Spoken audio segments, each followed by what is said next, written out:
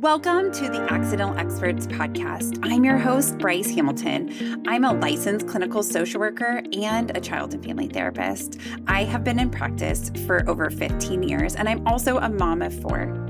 So I know the challenges both professionally and personally. I'm so glad that you're here today to grow your parenting toolbox. Please come as you are and be ready to learn. My goal is to make you the accidental expert so that you can raise healthy humans.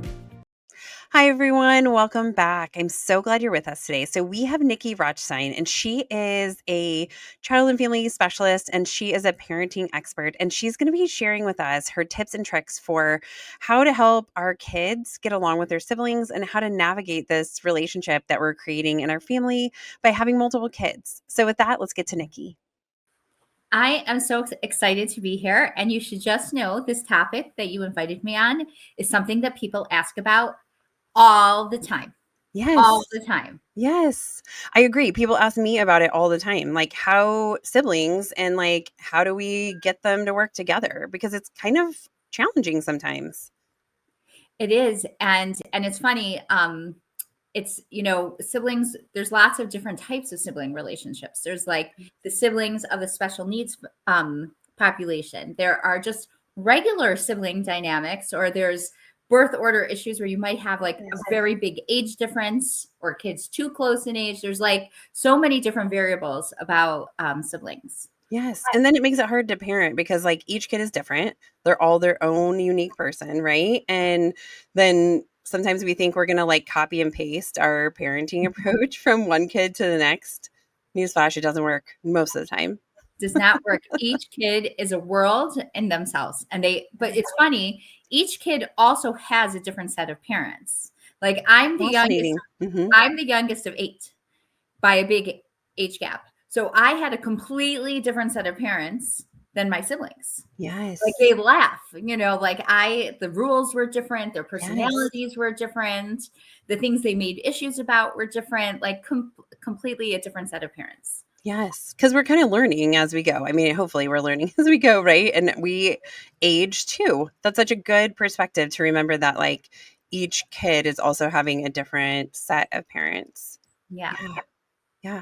Okay, so what do you think are some of the most common sources of conflict between siblings, and how can parents kind of navigate those or mediate for their kids in those situations without taking sides? Because I think that's an important part.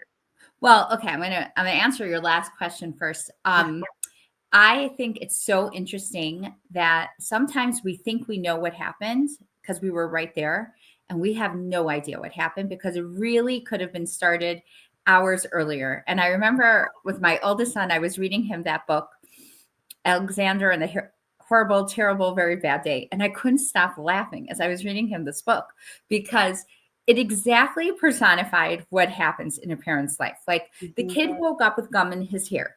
Okay. And then he didn't get the prize in the cereal box. Then he had a terrible day at school because mom forgot to pack a dessert and all his friends had a dessert. Then they went to the dentist. Then they went to, so everything was building up and building up. And then he pushes his brother at the end, right? And he gets in trouble. But really the brother was teasing him and instigating him, right? But mom just saw that moment in time. And I think that is something that we have to catch ourselves and realize we might not know the whole picture.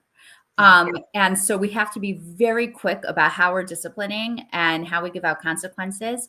And we also, as a mom, just to add on to our list of responsibilities, like we don't have enough, right? Is that we also have to be a detective, and really kind of get more information. And one of the things of the information is, does this happen all the time? Is this constantly insulting this other kid? Is when he's tired, does he just lose it all and takes it out on everybody? So I think that's important. But I think what you were asking earlier is, why does this happen? Okay.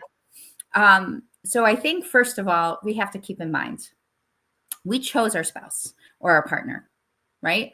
We choose our friends. We do not choose our siblings. Okay. And I think this is really something we were given, this family, whatever your faith is and however you believe, but we were put into this family, and really this is the perfect family for us to work on things inside that we have to work on. Meaning like this sibling might challenge us. We have to learn patience, whatever. There's reasons why we were put into this dynamic. I believe in the whole big cosmic picture. But at the same time, we have to understand that like they're kind of thrown into the situation. And just like you can't make someone like green grapes or like broccoli or love broccoli, right? You can't make someone love someone. Yeah.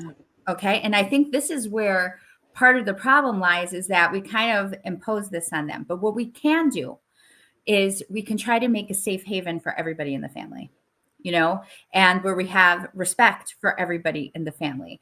And, you know, somebody once put it this way in terms of a parent or child relationship, but it's also with the siblings. You have to love, let's say, your children, but you're not always in love with your children. And I think that is like kind of like with the siblings too, is that we have to understand that they really might not be best friends, and they might not be friends at all. Like if they were chosen like in school, they probably would not pick each other as a partner in a group. They partner whatever. But by establishing this order of what is tolerated in the house and the respect that's in the house, and we do things to help strengthen the bond, then that will go very far. Yeah. So what I hear you saying is like some of the sources of sibling conflict is that we have expectations that they or they should get along, and that they will like each other all the time. And also that like sometimes there's issues that have been going on for a while, like maybe that day or that week, or something was said under somebody's breath and you didn't hear that part. And so it may be that the conflict is coming from more than just what we hear, just that snapshot of what's going on. Is that right? And yeah, and then there's the individual personality piece. You know, you might have a kid who's struggling in school and he just takes it out on everybody at home. You might have a kid who has a genetic predisposition for something, you know, like, you know, sometimes we have kids. I have 3 children, thank God. And I once heard a speech years ago, and he pointed out something, and I was giggling when I heard this. He said, sometimes we're blessed with a child that raises themselves. And he goes, the only people who know this are you and your husband. That child or you and your partner. That child loves rules. That child loves order. That child likes being a student, right? It wasn't that you gave that child those healthy habits. They were born that way, right? And then you have a child, the exact opposite, that no matter what could be explosive, no matter what, whatever. We are all wired with different temperaments. Yeah. Okay. So sometimes you have a grouchy kid, and it's not necessarily because of a sibling. That is who their personality is. And they're not necessarily always fun to be around, right? Sure. Or you have all the things that they're working out, the sore loser, you know, like, so he's not fun to play with. I don't want to play with him. Right. Or you might also have like, you know, the ADHD piece, you know, which just makes them predisposed to maybe sometimes having a little bit of a mean streak sometimes, you know, or a jealousy. They sometimes tend to be more jealous than the other one. So there's so many reasons why this dynamic could be challenging and is challenging. In every home, I want to say this is the only homes this does not happen is if you have an only child. That every other home, it happens at dinner. It happens when they get home from school. It happened, you know, it could happen a few times a day. And that's normal. What's not normal is that when we're in the, you know, when the kids are yelling at each other, that's normal. When we're yelling at them, that's not normal. Then we need help and support. Yeah. It's so funny that you say that, because about like the only children. So my mom was an only child, and we had, growing up, I had 4 kids in my nuclear family.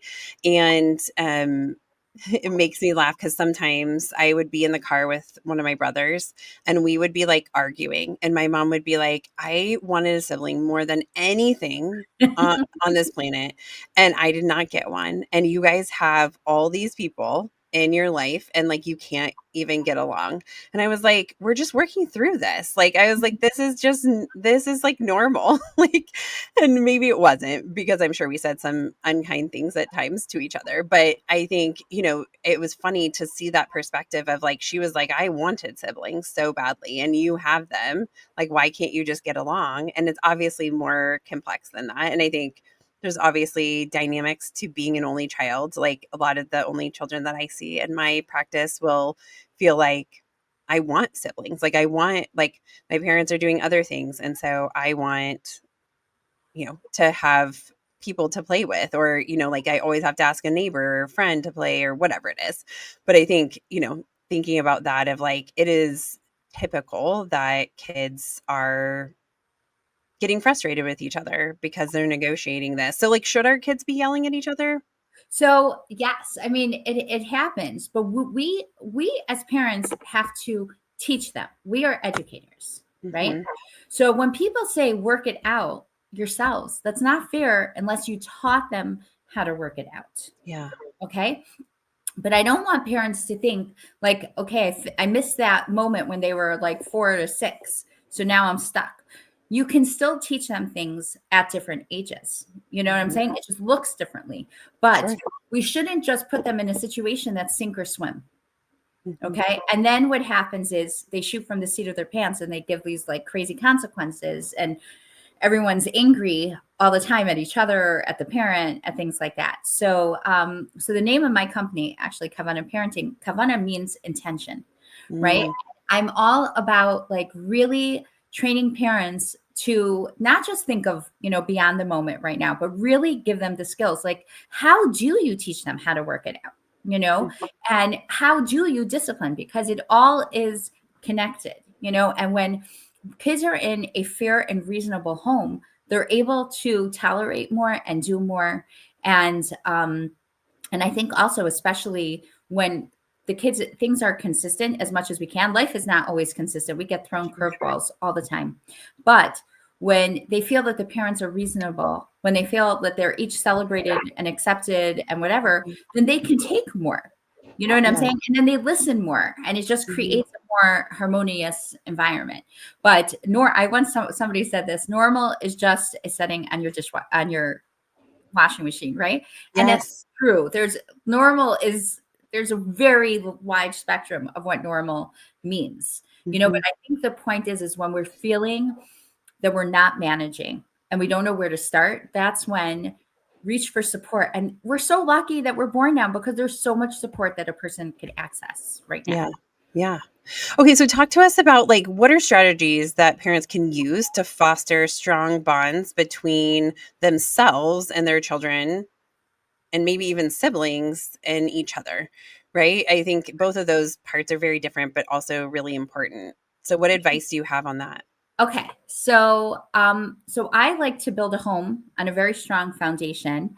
One of my mentors, her name is Sarah Hannah Radcliffe. I don't hold of anybody more than her. I've done every possible training. I've been a pediatric OT for 23 years. I took everything, but you know how you go to that one person and back to that one person. So she has the human condition, and really like I can't speak enough about her. And one of the things she drills in, and this is really the foundation, not just to siblings, but for everything, is the relationship, Mhm. right? And I don't think people realize how you have to work to build that relationship as a parent. It's not a given that they're just going to love you and listen to you. First of all, they're not robots. Yeah. So there's free will that comes into play. So, but how do we make the strong connection while we're in the middle of giving them all the directions that they need for life? We have to remind them to take showers when they don't want to take a shower. We have to remind them to do their homework, get along, right? So she built it on something called the 80-20 rule, that 80% of our interactions with our kids have to be feel-good interactions to the children. Mm. Now, that doesn't mean that it's like people use the word positive.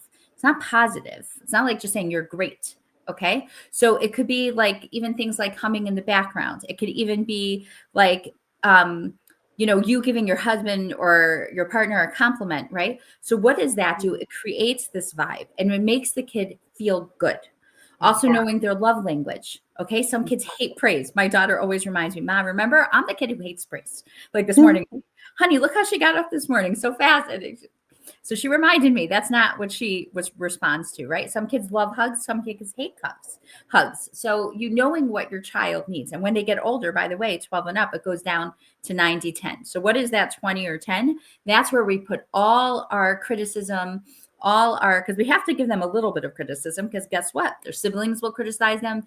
Their partners in projects may criticize them. Their teachers might criticize them, etc. So we have to build little bits of that, right?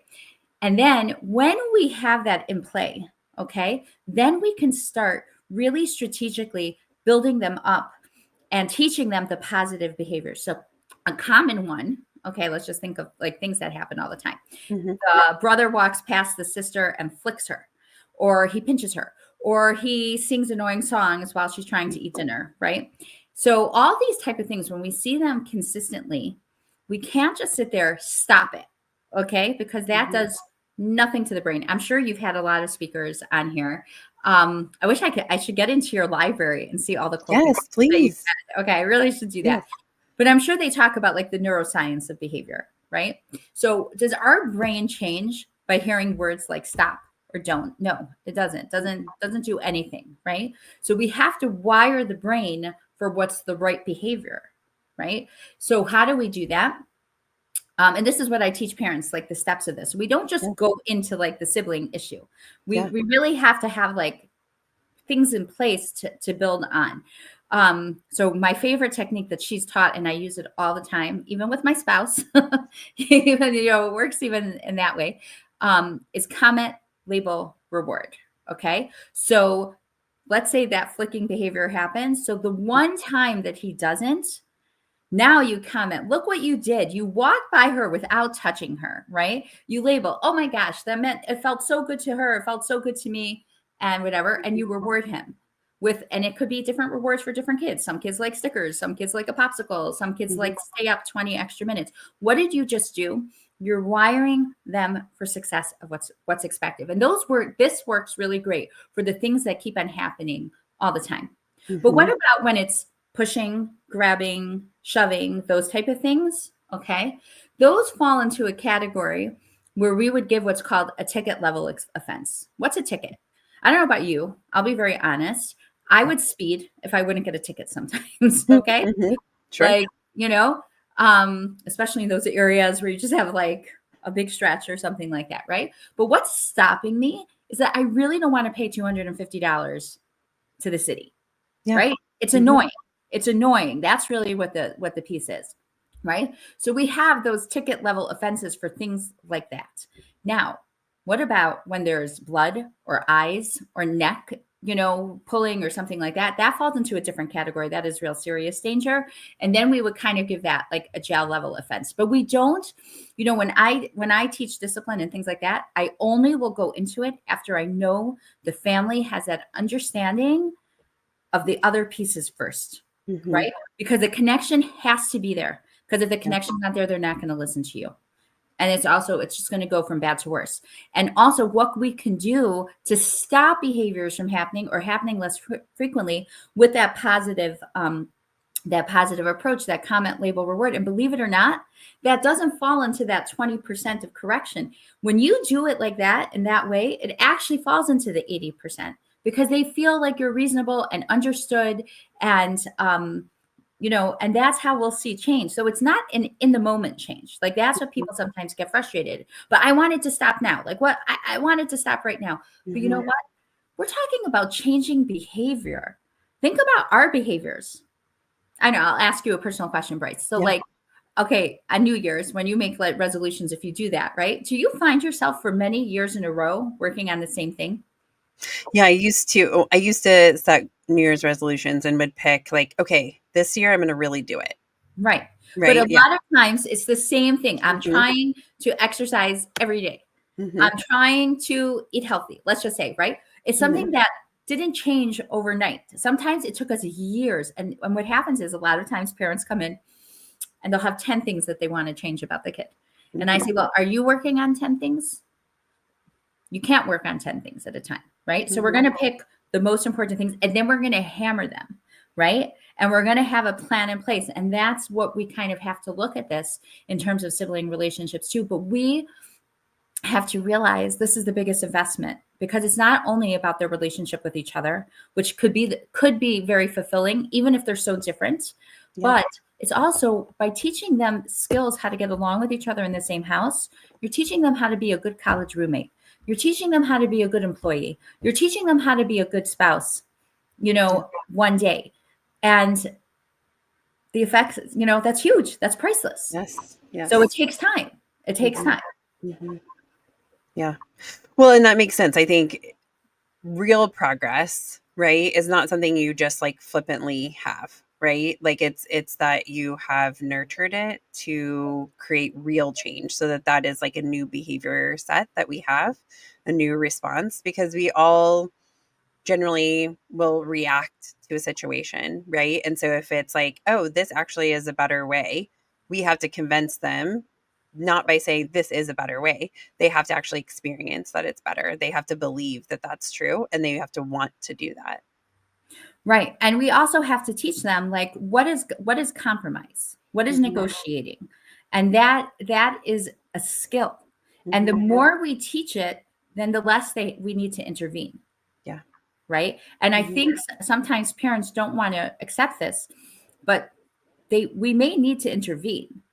But there's a fine line between intervening and being a helicopter parent, and but there's things that we can do to set up, and there's actually things like we could teach them, like even making a sharing plan, like a visual, where you have it like hung up, let's say in your kitchen or in your playroom, right? And for a younger kid, you actually show them the 4 choices, because what do kids fight about? Little kids fight about choice. Really, 90% of the time, it's about a specific toy. Yeah. So you have the choice. We could divide, we could switch, we could take turns, or we could play together. So what are we going to do? So now you're planting in their head, you're helping them, you're drawing their attention to that. But then they start using the words themselves. Yeah. You know what I'm saying? So that is like whatever. So what about with teenagers? They're not fighting about a toy, but they could be fighting about a device or something, right? But first of all, you're teaching them how to read each other. Is this escalating? Is this getting bad? Okay, what can I do right now to stop it from getting worse? After the fact, sometimes maybe it did get really bad, right? But even just teaching them that language, which we learn in our relationships, right? When you do this, I feel, next time, can you, right? And believe it or not, it does wire change. It does wire change. So we're teaching them effective communication, and that's going to last a lifetime too. Yeah. Okay. So like, let's say that our kid is pushing their sibling, right? Like they didn't get hurt, but they're, when they do something they don't like, they push them. Do you stop and like talk through that? Like how could a parent coach them to understand, like, instead of being like, stop, don't do that, like, don't hit each other, don't touch each other, keep your hands to yourself, right? Which are, yes, we want those things, right? But how do we teach them that part? Like, how do we teach them what is an expected behavior? Okay. So first of all, I use mantras all day. Okay. Love it. I mean, there are different mantras that play at different times. So first of all, one of the main ones in like almost all areas of parenting is respond, don't react. I'm telling myself that all the time. Okay. So when we go in there, stop it. What are we doing? We're like reacting. Yeah. Okay. Also, that adrenaline is contagious. Okay. Their escalation, we have to watch ourselves that we're not catching that. Okay. But instead, let's help them catch our calm. You get what I'm saying? Our voice. Now, we can't be so annoying that we speak like in a soft, that could really just like totally make them hate it. But we could say in a voice, hey guys, what's going on? You tell me first, you tell me second. Okay. Now, there's a few things though, what you say about pushing. Sometimes it's just a push. Sometimes as parents, we have to not see things.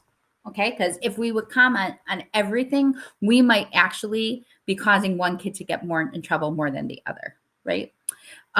Boys also wrestle.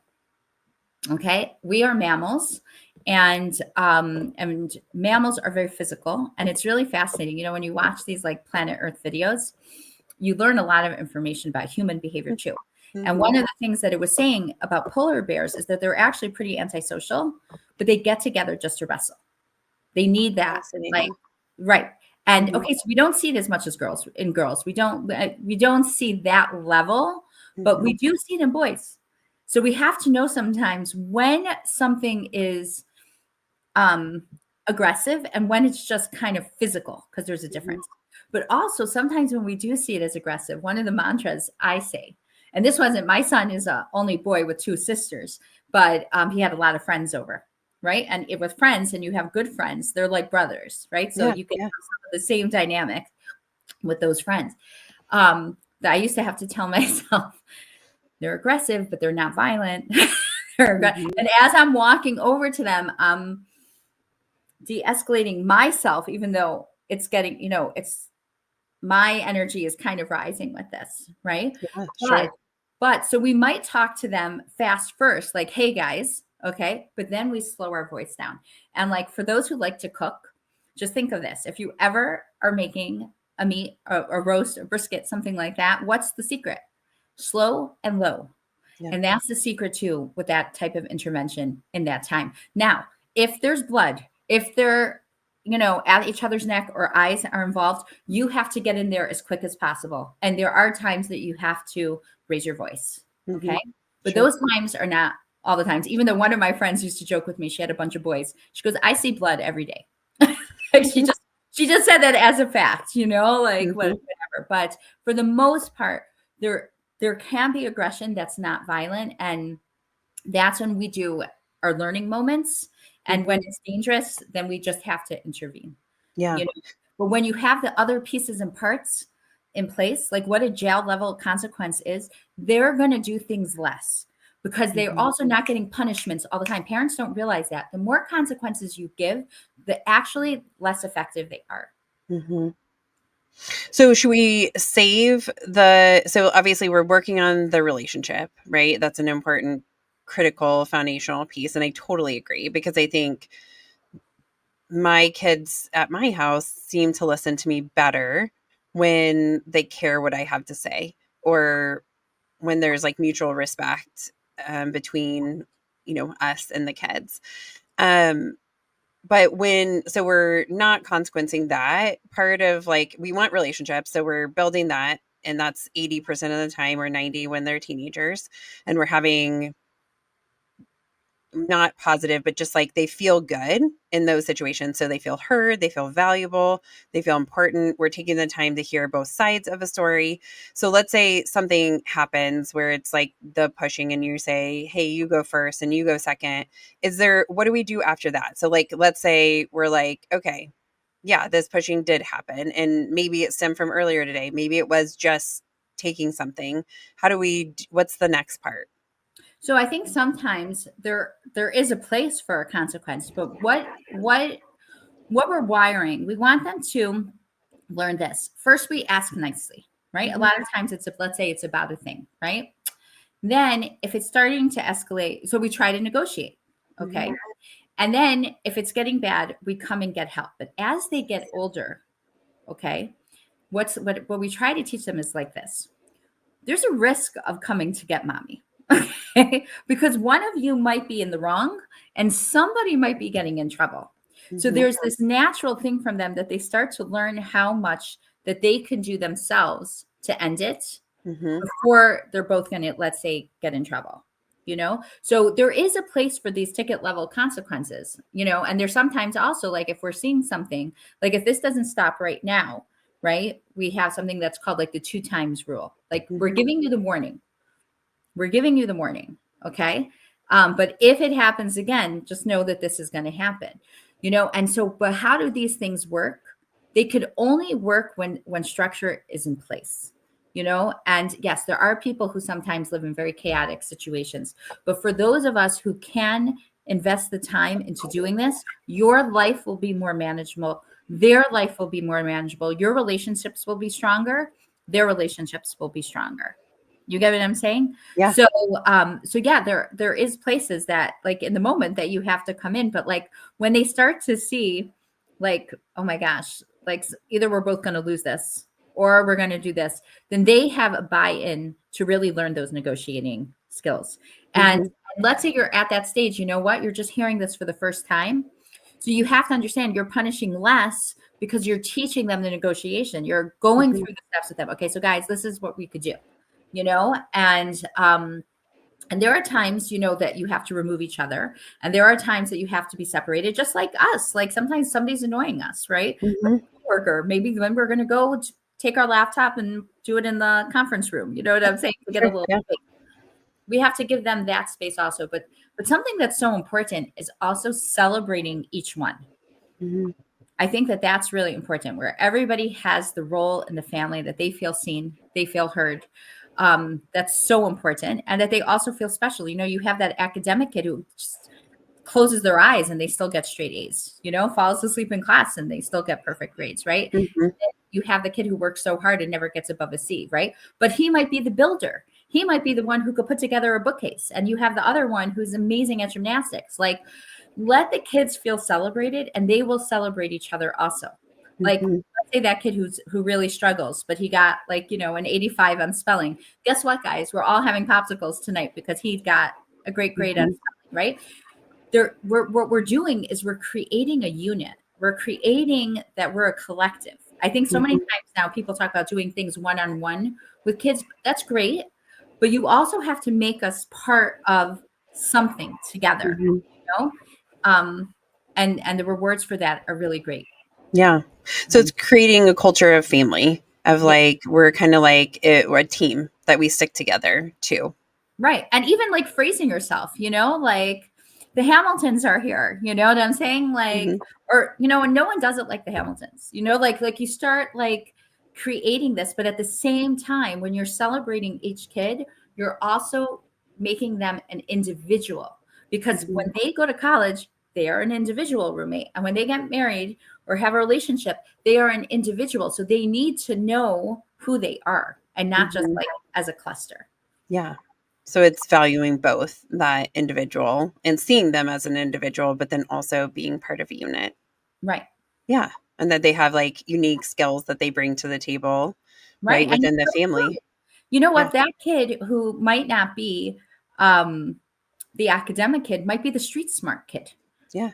You know what I'm saying? Or the kid who knows how to start a business and he's an entrepreneur. Like, who cares if you didn't get straight A's? You might be that specific skill. So we have to like start that when they're young. Yeah. And noticing those things.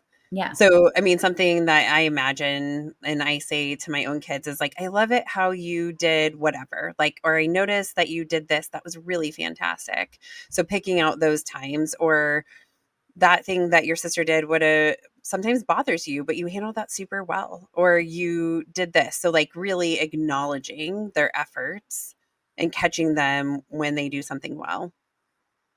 That is huge. That is wiring the brain. And that is going to produce them doing it over and over and over again, which means we have to intervene less, and that the incidences are less. Yeah. So eventually what you're saying is, if we give them the tools to handle these conflicts, that we can say, this seems like a kid-sized problem. Like, I think you guys can work through this. Or yes, there's blood or injury or something's dangerous, right? And they came and got you and said that was good. Or before they got upset or it was not going well, they could say, hey, we need help. Here's where we're at. Right. Which I think is hard. It's hard for kids to pause themselves and ask for help sometimes, instead of just like tattling on the other sibling, right? To be like, hey, we can't figure this out. Right. So sometimes what I see more often is some kids come too often. Right. So by giving them these negotiation skills, they actually see that they could come less and they're rewarded for coming less, but that they should always feel that mommy or daddy is there to help them, because sometimes you really do need an adult. Sure. But it shouldn't be your go-to. Like, we're building up these skills. And so when you have that perspective that this is a journey, not a destination, like I cannot say that. That's also one of my mantras, because when do you arrive? Okay. Is really when your life is over, right? Everything else is this road. And it's with siblings, especially because what happens is that you also are as a sibling as an adult, right? So either it could be the most beautiful relationships. Again, you could be completely different and live your lives completely different, but there is a bond. Or there's like, I know so many people, it's like the normal thing to say, well, I'm estranged, and sometimes when I hear that, I just like, my heart melts. That's so sad. That's so sad that it's a norm, and so I am thinking about what we could do when we are having a family, like why just take that as a, and even little things I want to say that are totally not about siblings, but create family culture is that like dark at dinner, right? To have family dinners and to put away your devices, because it's not just the kids, it's also the parents, right? So what you're saying is that everybody is important at this table. I want to hear what everybody has to say, and even like funny little things. I know like some kids like talk a lot, right? Having one of those little game things, like the hourglass. So like, okay, this is how long we get to talk, right? Because there's sometimes a kid who can monopolize the conversation or something. Sure. All about them. So you're teaching them effective communication. These are all pro-social skills for life. This table is a microcosm of life. And I think when we realize that as parents, like our responsibility, we can't just send them out into the world. We have to teach them these things. Yeah. Which is hard because sometimes some of the things that we have to teach them require over and over and over again, right? Like our kids are not going to just know how to be good dinner guests, right? So like we have to expose them to going out to eat or whatever, right? Like being in public and doing those things. And even if they're having a hard time, sometimes we have to leave, right? There are times where it just is not going to wrap up for whatever reason. And it's like, okay, we got to leave Target and we'll figure this out later. But like, we're going to leave so that we can solve this problem. But it sounds like the more that the culture around each other and celebrating each other's differences, that might be something that isn't such an issue, where we have created consistency of like, when we say no, it means no. Or when we say this is how we're going to do something, that's how we do it. But I think you gave such a great example now, the Target example. Mm-hmm. You only have to leave Target twice. And that is planted in their brain forever, because mommy is going to leave. She's not going to make. So this is what I see. A lot of times parents make empty threats. The kids are very smart. They learn a threshold, right? And but you actually leaving all your stuff, and it's frustrating now because you maybe now don't have the cereal you want for breakfast, right? But you did that to show them that when we behave like this, we're gone. You just invested in yourself. And it's funny because, I had the advantage of being a therapist before I had children for many years, right? So certain things were like planted in my head. Although I will say I became a completely different therapist once I had children, because like all I'm thinking now is that mom has to get dinner on the table. That dad has 3 carpools he has to do tonight, right? So my home programs changed because I was thinking like, how can I make this work for families, right? But because I think certain things were already in my head, I'm very consistent. Like, when I was a kid, and I remember my son and his friends, who are like my sons too. So they knew that when we would be fighting like crazy and whatever, then we would just remove the toy. Like if it's too much for us, like I'm talking about like when they were 3 years old, 4 years old. And I remember when they would see me coming, they'd be like, no, you have it. Because they knew that once I took the toy, it was gone for the rest of the day, that they saw that if they negotiated with it, they were all going to benefit from it. Right. So when you're consistent initially with certain things, they just catch on to that program, and so it's like an investment of energy and time and thinking, but it's only going to help you in the long run. Yeah. And I think we have to get our minds around that idea of like, this is an investment, right? Versus it being like the solution. I mean, it is eventually the solution, but like we have to do the work at the beginning to teach them, because they don't have these skills. They're not born with these skills, right? Like we have to actually teach them and make it valuable, like that it benefits them in some way, for sure. And I love the word you just used, solution, because I mean, this is my biggest challenge. My personality is being a problem solver. You know how like they sometimes say like men are from Mars, women are from Venus, and women want to be validated. I'm not. I guess I just have a lot of like male hormone in me or something like that. I am a solution person. I would rather you come and give me an idea versus sit with me and be in my moment. Okay. Like that doesn't work for me, but I know how dangerous that is, and how much emotional coaching is the most like, and it's my hardest challenge with my children, is really doing that coaching versus the solution. Because actually, when you look back and you talk to these kids who are adults and you talk about certain things, It wasn't about the issue. Mm-hmm. Okay. It was about the feeling around the issue. And that feeling did not go away. The episode ended, the event ended, the feeling stayed.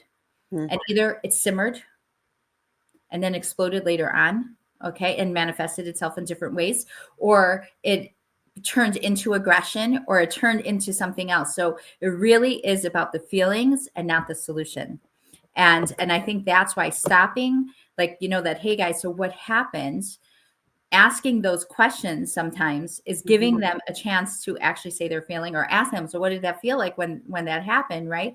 Is now helping them deal with that, and that's helping them instead of just fixing. So my nature is I want to fix, right? But that's not really what it's all about all the time, and so I think that when you just said that word, that's really huge as a parent to also remember. Yeah. Yeah. So coach, we're really a coach, right? Like the guardrails too, of keeping, like helping them to function in a space versus like, they're not robots. We're not robots, right? They're going to make mistakes, and helping them work through that with love and support. Because it's so easy to get yourself into a position where you're just like, just stop it. Just don't do that, right? But that teaches them nothing about what they should do. And yes, it is a little bit harder, but also we chose to have these children, right? In some way, shape, or form, these children are a gift, and we want to create them or help support them to be great adults, right? So that means we've got to learn the skills as kids and teens and grow through that, which is hard. And I also want to normalize it. Like, also, like, understand that this is part of development. Yeah. And the more energy we give into this and our whatever, we're catastrophic, like making it bigger. Like our yeah. Sorry. Yeah. That's really what it's about. Like, let's not make a mountain out of this molehill. Yeah. We can climb over this. We can help them climb over this. Yes.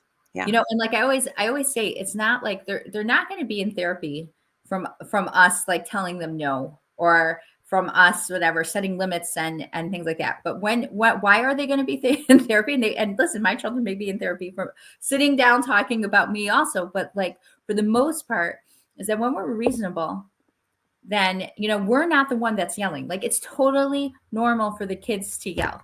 But when we feel that we're yelling all the time, get help. There really is help. And that can change everything. And it's not just now. I want you thinking about generations from now, because it's how they're going to treat their children, and the relationships they're going to have.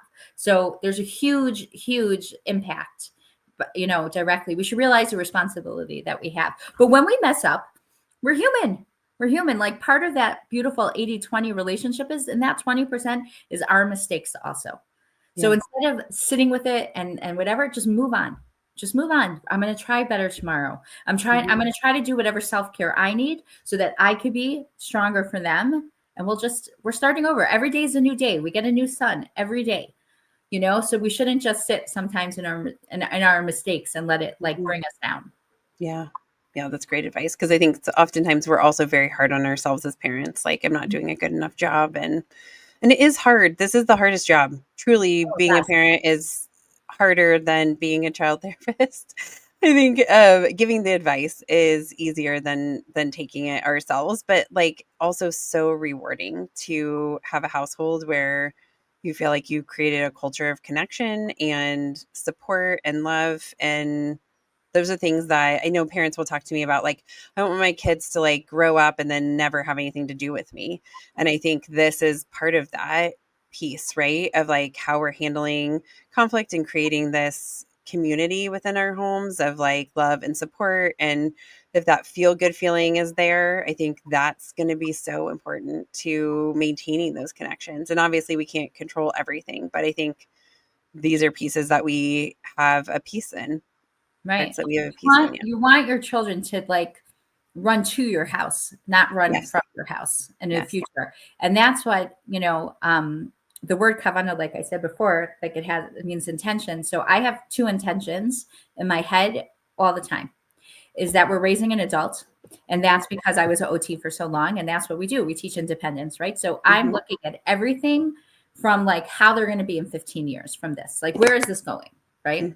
But then I have the opposite intention in my head is my parents passed away when I was very young. So my father passed away when I was 11. My mother passed away when I was 28 or 27. And because of that, I always am constantly thinking, is this something, how are they going to remember me? Right? Mm-hmm. Is this something I want to make a big deal about? Is this something that whatever? And it's so funny because they're really opposite, like types of thoughts, but they really could work together, you know? And I think that's true, is like what you said also about saying no. You said something before. Mm-hmm. We're allowed to say no, but we can't say no all the time. Sure. You know what I'm saying? Because then they don't listen to us, you know? Mm-hmm. Where is that relationship? When I'm really considering it, let me think about it. Mm-hmm. You know what? That is pretty reasonable, because you know what? You woke up, you went to sleep late last night, but you woke up so great this morning. I think I can let you stay up another 20 minutes to read. Like when they see your thought process and how you're valuing them, then that's what's forging the connection. What do we want? We want them to wake up so they have energy for school. But if they're showing you that they're doing that, then show them you care. When they see you care, they care about you. Yeah. Well, and you're modeling compromise, right? Like, and that's a skill. We have to also model what we want our kids to do. If we're yelling, then they're going to yell it even more at each other. And it's not like every moment has to be calm, but I think, us yelling is modeling something about how you handle conflict, is just raise your voice. But that's never worked for me, right? Like, even we have a new puppy. She's actually going to be a year in the summer. But, something that's funny about her is like, if there are times where she is a counter surfer, and like we're trying to break her of that, but it's so hard when you have 4 children and things are out. And so it's so rewarding to get on the counters. And so sometimes I'll be like, get down, right? Like, and so then she'll respond, but normally she doesn't respond to yelling. So if you yell at her, she like totally ignores you. Absolutely. Right. 100% ignores you. But if you talk nicely to her, then she responds like positively to that. Like, even if it's not, like it's, she at least acknowledges you. And so it's like reminding the kids, like, hey, you can be frustrated with her. Like, I definitely yelled at her, like, and been frustrated with her grabbing the steak off the counter. I was frustrated, right? Like, that was so frustrating. But, the redirecting, right? Like doing something nice and talking through it, and also like problem solving ahead of time. I think as parents, sometimes we have to see future things too, be like you said, like 15 years down the road. But it's like, sometimes it's like, okay, if we're feeding the cats food, Isla, our puppy, is going to want to eat their food. She always does. So like, let's put her outside while they're getting their food, and then she can come back inside. And like, yes, she's not going to love that, but it's not like dangerous for her to be out there, right? So like thinking about those things ahead of time to help our kids like think through potential problems. And I think it helps them to be a better problem solver. Like, hey, what do you think about this idea? What if we put the dog outside while we fed the cats? Then we won't have that dynamic where she keeps breaking through the gate or jumping over the gate to get to the cat's food. What do you think? And my kids are like, oh, that's a great idea. So then I'll be like, hey, can you feed the cats? And then another one will be like, I'll let Isla out. Right. And I'm like, yes, they're working together as a team. This is so amazing. I didn't even have to say anything because it worked so well. And you know what? You just gave like such an amazing example. You saw that your dog is constantly eating the cat food. So you came up with a solution. We do that also. We need to be a detective. We see this keeps on happening between these two kids. They can't sit next to each other. Guess what? I'm moving my seat to sit in between them because they both want to sit next to me. So when I'm there, it's not like I'm a police. We're both getting mommy, and like in the car, that's a huge thing. Kids who are constantly fighting about like when they're next to each other. So how to design, like, yeah, we do have same seats for carpool. This is where you sit. This is where you sit, so like you're thinking of how to do it. And I love also with the dog, he just stopped listening to you because like he just tunes you out. Right. Yes, yeah. But when you talk nicely, the intonation changed. So when we lower our voice, the kids actually do listen because it changed, like something in the atmosphere changed. And also you probably also rewarded the dog. Like we all know ABA therapy for children with autism, but we are all need that, so what's going to work for certain children. Like for some kids, it's going to be staying up 10 minutes later. For another kid, might be you cooking with mommy in the kitchen.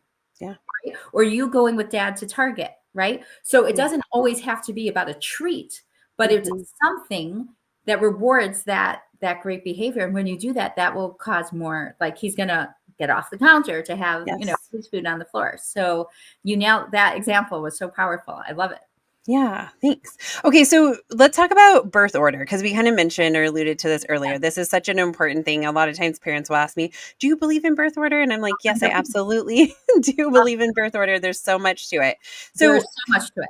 How can parents ensure that kids are feeling valued, and like and also supported, but also what do you think, like, talk to us about birth order, like what does that mean? I'm going to say a few different things about it. So I'm the youngest of 8, like I said, and all of us have very defined roles. My sister, who's the oldest, is the best principal you have ever seen, but she was our principal when we were younger. Like she set the tone for the house. So my first day of adolescent psychology, when I was in college, the professor, I don't know if she did this for every class or she happened to just do it in my class, but it made such an impression on me. She came with a bag of Lay's potato chips, like a big party size bag. She goes, "Don't expect me to share this with you. I am the oldest of 7 children. I had to share everything. As an adult, I don't share." Okay. And to me, it was like, this is so true. Okay. So I do not make kids share everything. Okay. At the same time, I don't let them hold on to too many things. You get to pick 3 things that no one is allowed to touch. Okay. But everything else is public property in the family, even birthday presents. You pick the 3 birthday presents, whatever, but then everything else becomes part of the family. Okay. Now, in terms of that oldest, the oldest needs extra from the very beginning. When I say the oldest, I'm saying like the oldest with a bunch of kids. If you have the oldest and then you don't have another kid for 12 years, that's different. But I'm saying when you're kind of within the same, 4 or 5 year differences, that oldest is always the one who's going to have to give up something, not even because of sharing, just because like me and mommy started a game and then the baby started to cry. So our game stopped, right? You have to give them extra attention, extra whatever. I know somebody who had 6 kids, and she gave the oldest girl her own bedroom and the 5 kids shared a room. And she said, because you know what?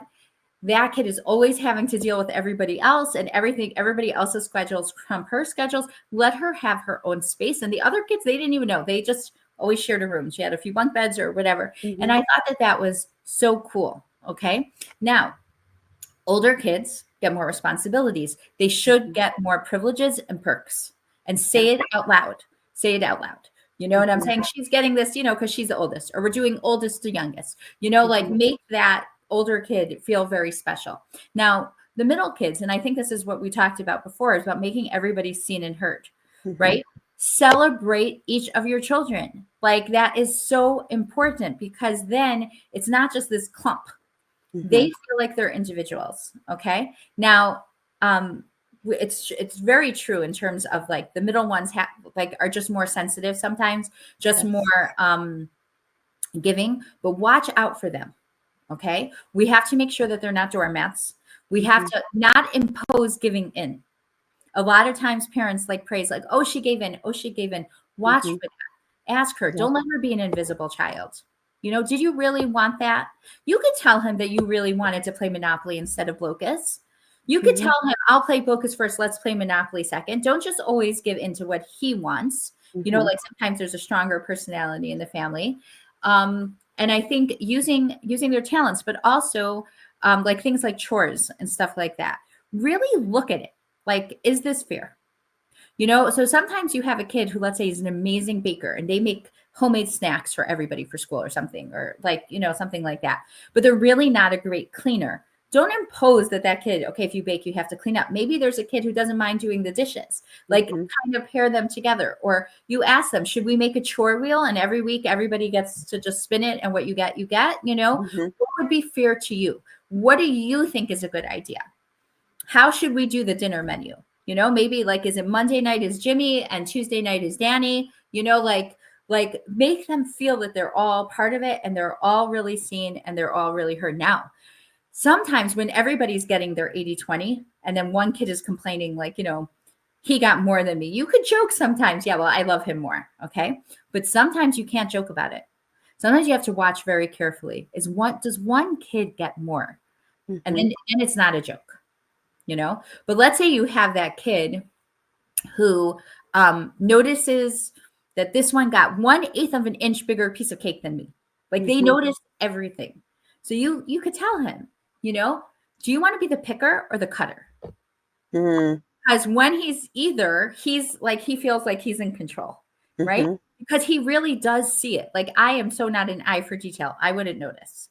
But I have a sibling who's a contractor who is measuring floors and stuff like that. Like that started when they were younger to notice very minute differences, right? So, so you're taking their nature, but you're using it and still making them not feel bad about it, you know? Or let's say you have the bossy kid. There is the bossy kid in every family, right? They can't help it. They're just controlling by nature. But what you do is you give them more choices about things that don't matter. Should we have elbows or seashells? Should we pick out this paper supplies for the daddy's birthday party or the other? So you kind of pick that kid to ask a lot of questions to. And you know what happens? They become less bossy to other people because they feel like my opinion is so heard. Yeah, I don't have to. You know, there's different personalities. Like some kids, it just slides off their back. They don't even notice. Yeah. You know, some kids really care about their red lollipop. Why are we telling them what you get is what you get? As an adult, when you go to a buffet, don't you pick out a certain piece of chicken? You're looking at the whole platter of chicken. You want that piece of chicken. Why do we take that away from the kids? So when we kind of make everybody equal, like all the time, then sometimes we don't have to, you know, like, but at the same time, we can't be equal with everything. I think that's what we have to teach the kids. So when they're young, you could do funny things. One kid gets a Band-Aid because he got hurt. Now you're going to go put Band-Aids on everybody. See, we don't all need to be the same, you know? But when everybody's getting what they need, when they need it, they can handle when other people are getting it more. Yeah. Yeah, that's great advice. So do you think, is there relevance in like how many years are between? Obviously you said like 12 years between, but like, let's say like when kids have 4 more years between them, does that change the birth order too? It does. So they say after 5 years, then that kid may not fall into, let's say, a youngest. They might actually have some oldest tendency things. I say it's a little bit more, but I'm going to give you some different advice when they're like younger with having a new child. And this is actually anytime you have a new child. Okay. So my brother's 9 years older than me and we're extremely close, but he will joke that the day I was born was the day his life changed forever. Okay. He had all the attention. He was the youngest for 9 years. I came and it was a surprise, you know, so it was very exciting. My parents were a little bit older and whatever. So like understand, but guess what? What do you ever notice? Like, I mean, I don't know if I've seen it now because of COVID and all the Secret Service things, but do you remember all the pictures of politicians holding babies? What did they do? They were stranger babies. They kissed them. Right? Do you ever notice when you pick up a baby, you're kind of bringing them to you? Yeah. Babies do not need to be held and kissed as much as we do. That 2-year-old or 3-year-old or 4-year-old or 5-year-old above the baby needs way more attention. And this is something I really try to teach parents about, is that when the kids are at school, hug and kiss and mush, and it's important. Touch is so important. Do that to the baby. When the kids are home, put the baby down. Wear a baby carrier. Okay? Because they need you and they need your attention more than the baby does. Right? Somehow we fuss over the toddler's mistakes, but we pick on the 5-year-old mistakes, right? We laugh and say how cute he is, and we criticize the 5-year-old. We have to be very, very cognizant about it. Or sometimes people think, like, let's say the 3-year-old, there's a baby born. There could be 2 babies in the house. Stop calling him big brother. He might not want to be a big brother. He wouldn't want to be the baby again. So if he's asking for a bottle, instead of saying, oh, honey, you're so big, just give him the bottle. He's not going to use a bottle in 6 months. He wants the bottle right now for whatever, and it's annoying to suck on the bottle, right? Like he's really gonna, especially after you've been done with it. Yes. Right. He's going to want his straw cup, but for that moment, he's telling you, I need attention. And that's very, very, very important. But the birth order is going to shape who we are in terms of, I think one of my sisters, maybe, who might have been kind of like in the background because she was in between 2 superstars, right? Like that sometimes happened, right? She became the most amazing educator because she pays attention to every single kid's strength. Like it shapes us who we are. You know that expression, make yourself at home? Yes. Okay. So I always interpreted that expression as like, somebody comes to your house, make yourself at home, right?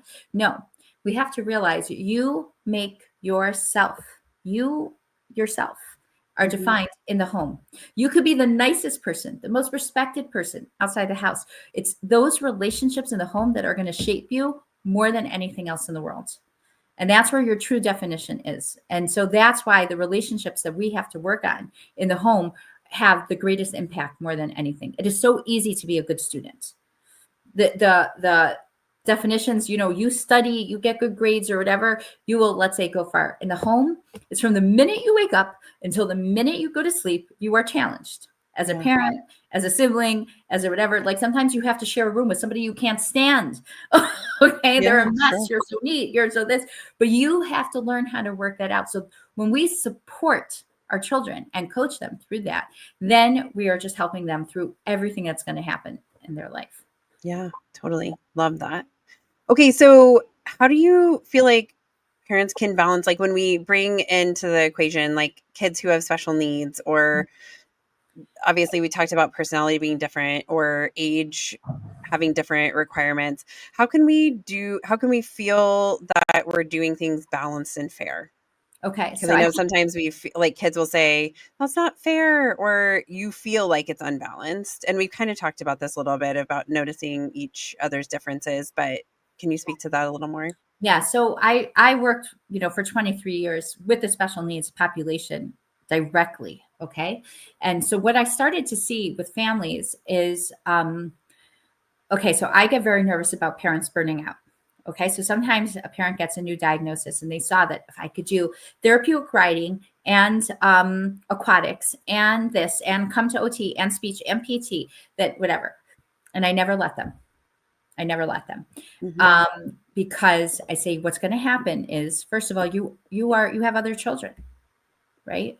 And you have to be there for your other kids. So you're feeling guilty that you're not giving this kid all these therapies, let's just say, that can help him and have been proven to help. So let's pick what we're going to do now, because you have to be there for your other kids also. And also so that you don't get burnt out because you just spent 20 hours of the week in therapy and in cars, right? Because they're never close, right? This one's 40 minutes this way. This one's, an hour that way, right? So I'm very, very careful about that. I'm also very careful or suggest that they look into as much respite as they can.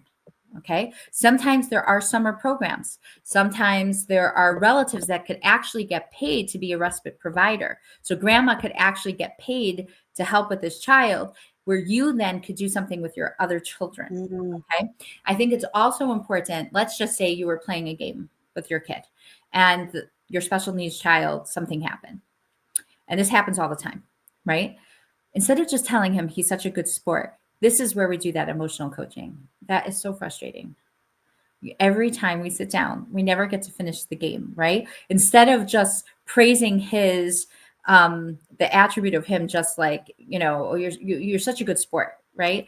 Is like really validating what those feelings are, because really they can be resentful. And you know what happens when the parents are no longer here? It might be the sibling who's a guardian, and we don't even know what those feelings could have been towards that feeling, towards that sibling. So I think celebrating each of the kids, it's okay to sometimes do less for a special needs child to help the whole family as a unit, and to know that there are times, maybe I'm going to do that therapy in the summer. Maybe I'm going to do that therapy next year. Not everything has to be done right now. Yeah. That's great advice. Because I think it's so hard and you feel like you have to do it all. And I think, we do have to make choices about what makes sense for this time, right? It could be I'm sorry, go ahead. And, besides for so I do a lot of one-on-one coaching with families, like for that kid who's like that hard kid who takes all the energy from the family. But one of the things I do also sometimes is just have like a single session with the family, most often with a kid who is just diagnosed or they do have a diagnosis. And we do what's called a strategy session. And we go through all the different therapies and all the things that they want and what they're hoping their vision is and everything. And we strategize and we make a plan. Okay. And it really empowers the parents because like it takes a lot of pressure off of them that I need to do everything now, and it helps them decide, and it looks at the whole family unit and it helps them decide, okay, this is the resources I have now. This is the time that I have now. Where am I going to get the biggest bang for my buck right now?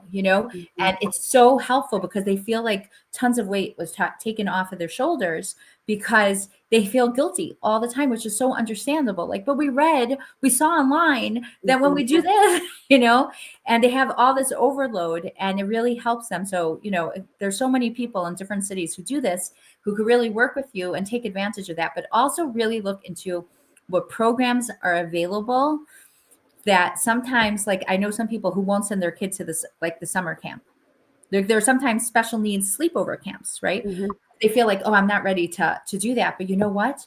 That week that they're away could be major family week. That doesn't mean you love that kid less. Always make sure the place is safe. Always make sure you feel comfortable about the place. But do you know what you just did for your spouse, for your other children, for yourself? Like, it's okay to say, I just need a break. I'm going crazy, I think that's really huge. Well, and I think even if we don't have a special needs kid in our home, like taking a break or having time, right, taking care of ourselves is also so important. And something that I know in our home that I have felt I had a hard time coming around to is all of my kids wanted to play soccer.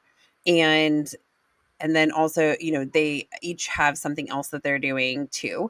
And so it was like, oh my gosh, okay, like we got to sign them all up because if they all want to do it, then they all have to do it. But then it was like one of the kids, their team was full. And I was like, I felt really guilty about that. But I was like, thank goodness, because I do not know how I could have gotten all the kids to all the places. And then I was like, we'll just do that next time.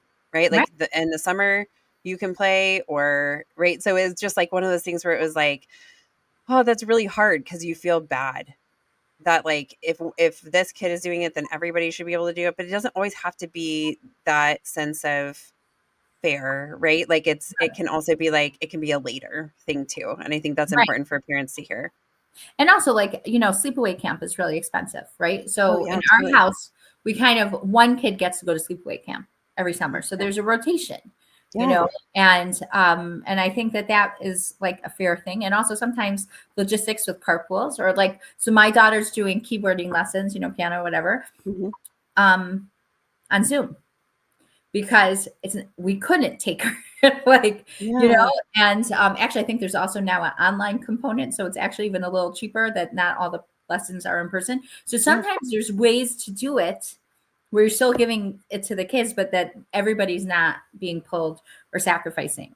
But to recognize those kids' talents, like it's so important. And you know what? If there's a kid who's not shining, we have to find something to help them shine in because that means that they're not shining in the classroom either. That means they're not going to shine with their friends, So we have to make them feel good about themselves and give that to them. Yeah, this is amazing. Thank you so much, Nikki, for all of this. This has been such a great conversation. I am so excited and I love following you. I love reading your posts and I was so honored by this invitation. So thank you. Yes. Thanks again, Nikki. That was all very helpful information. I hope you're leaving this conversation with some things that you can implement at your home. With that, I will say thank you so much for your time today. Please like and subscribe to our show. Share our show with some friends and follow us on Facebook, Instagram, TikTok, and YouTube. And keep the emails coming with future topic suggestions to accidentalexperts@gmail.com. Have a lovely day. Some words from our legal team. The information presented in this podcast is not intended or implied to be a substitute for appropriate professional advice, diagnosis, or treatment. All content, including text, graphics, images, and information contained on or available through this podcast, is for general information purposes only. This podcast makes no representations and assumes no responsibility for the accuracy or information on or available through this podcast, and such information is subject to change without notice. You are encouraged to confirm any information obtained through this program with other sources and review all information regarding any condition or treatment with the appropriate professionals. What we're saying is, yes, I am a real therapist, but I'm not your therapist.